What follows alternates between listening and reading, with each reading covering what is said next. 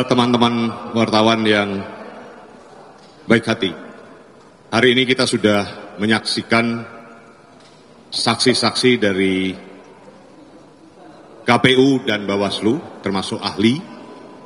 Mereka sudah menerangkan hal-hal yang mereka ketahui, mereka lihat, mereka dengar, mereka alami, dan mereka laksanakan.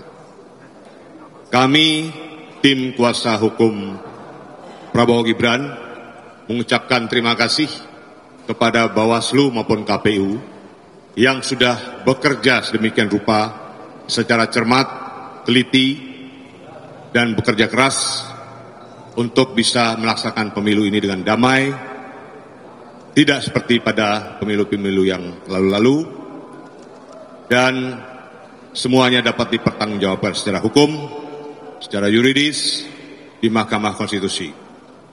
Adapun dalil-dalil permohonan paslon 1 dan paslon 3 yang telah disampaikan kepada Mahkamah Konstitusi, kepada majelis hakim yang mengadili, hari ini semuanya terbantahkan dan terpatahkan oleh kesaksian saksi-saksi dari Bawaslu maupun dari KPU serta ahli-ahli yang mereka hadirkan.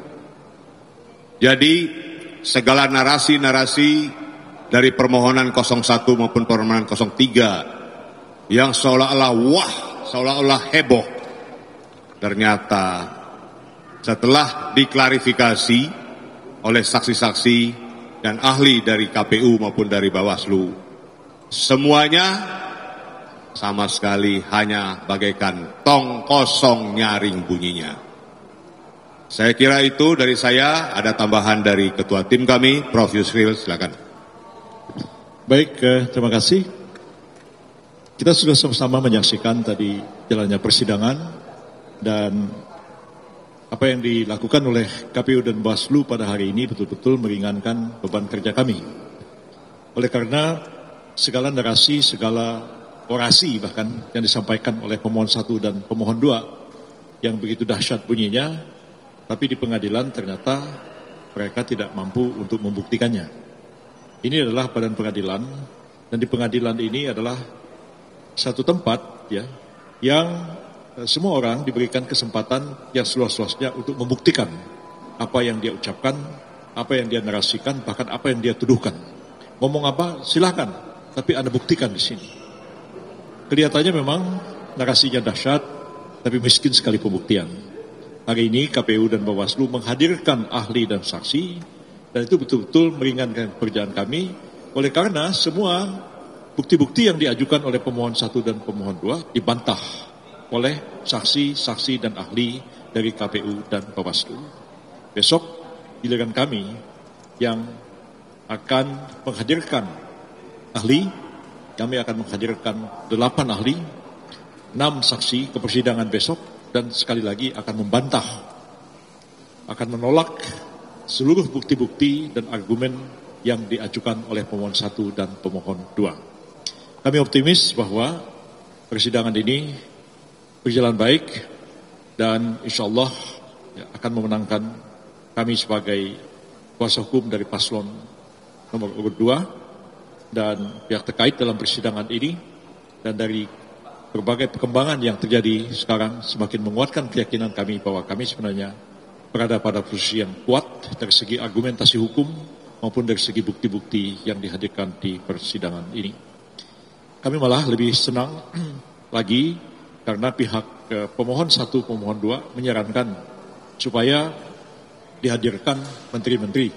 Silakan, dan kami sudah mendengar bahwa 4 menteri akan hadir dalam sidang hari Jumat yang akan datang, dan nanti kita akan lihat apa yang dinarasikan sekarang ini oleh pemohon 1, pemohon 2 justru akan berbalik dengan kehadiran para menteri itu.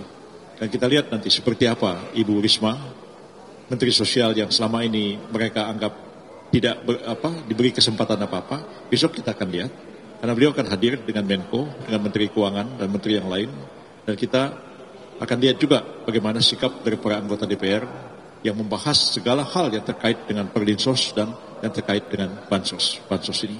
Saya kira ini persidangan yang menarik dan mudah-mudahan segala fakta segala kebenaran terungkap dalam persidangan ini dengan sejelas-jelasnya, sehingga rakyat nanti akan menilai siapa yang punya bukti yang kuat, siapa yang asal ngomong saja. Terima kasih. Wassalamualaikum warahmatullahi wabarakatuh. Terima kasih teman-teman semuanya.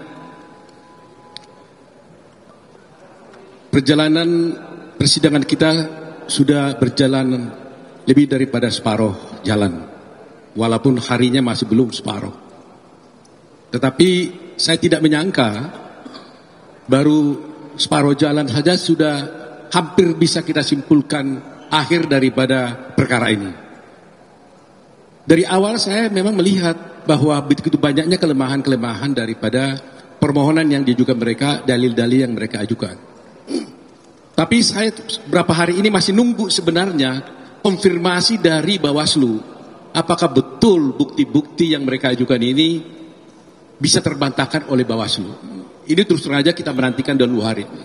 Ternyata setelah melihat hari ini, saya tidak menyangka begitu mudahnya Bawaslu membantah semua tuduhan-tuduhan kecurangan-kecurangan yang dilakukan oleh Paslon 2 ataupun melalui pemerintah dalam kasus ini.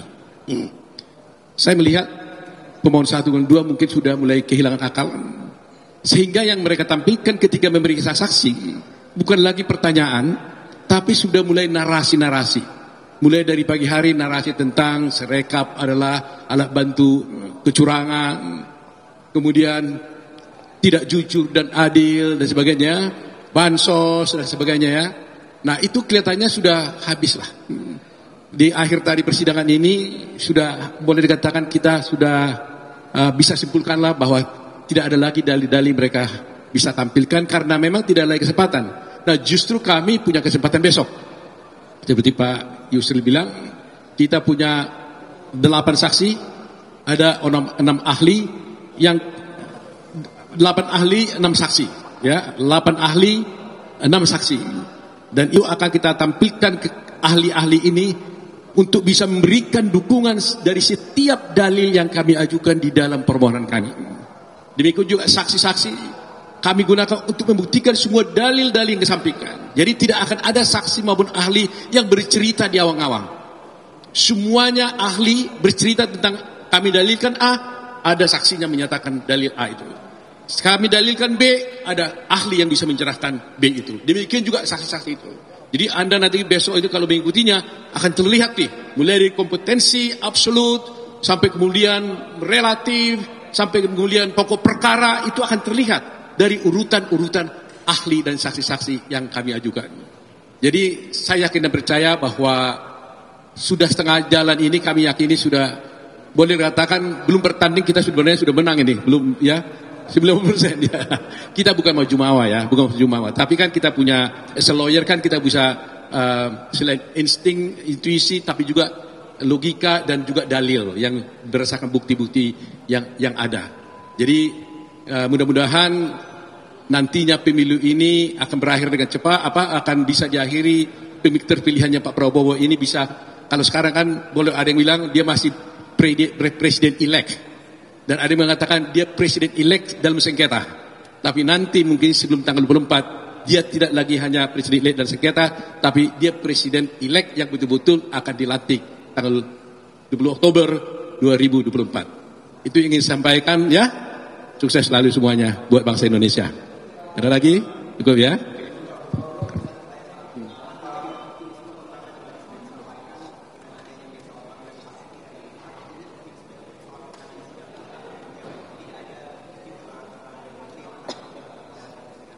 Ini justru blessing in disguise.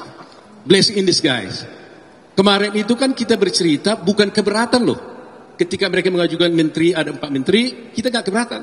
Cuma kita katakan ada aturan mainnya. Yang boleh mengajukan itu bukan Anda, kan gitu. Jadi sebab konsekuensi hukumnya kan beda. Kalau mereka yang mengajukan pihak-pihak ketiga tersebut, maka berarti kan pengadilan yang disuruh membuktikan dalil dia, dan akibat hukumnya maka para pihak bisa menanyain saksi-saksi tersebut. Tapi dengan ini, dengan ditolaknya permohonan dari pihak 01 dan 03 ya, dari pemohon 103, dan kemudian mahkamah yang mengambil keputusan sendiri untuk memanggil Pak Ibu Sri Mulyani, Ibu Risma, Pak Hartanto, dan yang lain, maka kami menjadi conform dan confident. Karena kami yakin dengan hadirnya beliau-beliau itu, kami yakin mereka akan bisa menerangkan yang sebenarnya yang terjadi.